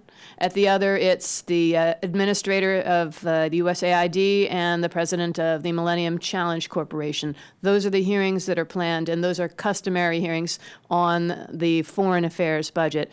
We have heard no indication of interest from our oversight committees on a hearing on the BBG budget itself. I would presume, however, that given their interest in all things BBG, and particularly in the reforms that the board has been working toward for the last couple of years, that we might see some interest in the future. Well, just me for myself, I would be hopeful they would, and certainly if there's indication, I hope you would share with them that we would welcome the opportunity to discuss not only privately, as we've done many times, but we'd welcome the opportunity to discuss publicly. And I think, frankly, the proposals would be enhanced by more public knowledge, so no one could say it got passed without a public hearing. I will if they convey did that that. message. But obviously, that's a decision the Congress has to make, not us at this table. With my chair of the Global Internet Freedom Committee hat on, I'm thrilled that the administration has increased our request by 25%. I think it goes as a testament to the good hard work that we've really taken the ball and run between Andre and Radio Free Asia and the Open Technology Fund. And I mean, this has been a very important piece of work that we've all recognized is essential in a 21st century communication environment, but not easy to do at a government level. I mean, I have clients like Google and Pandora who are at the cutting edge of internet and space, and they move a lot faster. But they also are very strong supporters of the work that we're doing on this space, and it's been a very impressive work. I know it's one of the few new initiatives we've been able to do at our time here. It's not as easy to follow as putting up a stick and here's your radio signal and now we're focusing on content. The technological challenges that we face in the internet circumvention. I know that there was a testimony by the Chinese activist John, who was here in town yesterday, day before, and he often cites that he figured out how to get our reports by our internet circumvention technologies inside of China. So the anecdotal information's powerful, the actual data is powerful, and so and I've been very impressed, and I've learned, there's a lot of cultural differences between some of the companies that have been here for 70 years and some of the companies that have been here for 15 years, and I've been very impressed with the people's ability to roll up their sleeves, work with each other, share information, grab technology expertise from outside the organization, and really bring it forward. And I think the administration recognized that work. And I mean, this was not a budget item when we got to the board 2.5 years ago. It was $1.6 million was in the budget for these kinds of things, and we're growing a big piece of the budget.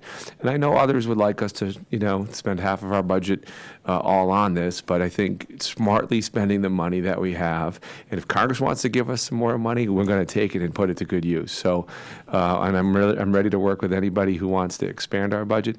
I know in my private sector life, I work in this space and helping on the nonprofit side of these kinds of activities. So it's very important to me personally, and it's been a rewarding part. And I want to thank everybody's hard work. And obviously, between that, the peace in Africa, the peace in MBN, we've got some key things that people recognize need more resources when budgets are getting chopped everywhere. So thank you all for that. And Jeff, do you have anything else to add in your report?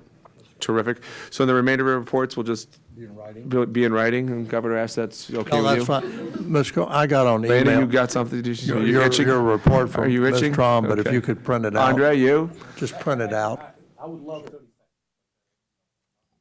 No. 130 seconds. Go ahead, Andre. Yeah, okay. I had a few other items like, Juba and Mali, but you guys already took care of that, so I don't need to. And I had a few other reports, but they can be submitted in writing. But there was something that I want to do in a very public manner, something that I want to do in a very succinct manner, but also a very effusive manner, and that is the following. With all of the work that was done on sequestration in fiscal year 14, there is an unheralded group of individuals that goes through the enormous machinations associated with reprogramming the network for hundreds, thousands of frequency hours that need to be optimized, for things like, solar activity, time of the year, landing zones, origination, frequency, tower heights, you name it. And these people just work like crazy, and they accommodate last-minute requests, in a very grateful manner, and they just do yeoman's work. So, I would like to recognize the frequency team headed by Steve Bratcher, and then Terry Balaz, Viris Burton, Connie Stevens, and Danetta Dominic, because the work that they've done over the last few weeks is astonishing. Thank you. Here. Thank you very much, Ms. Minnick. Let me ask, because I know Congressman Jones' office will be calling.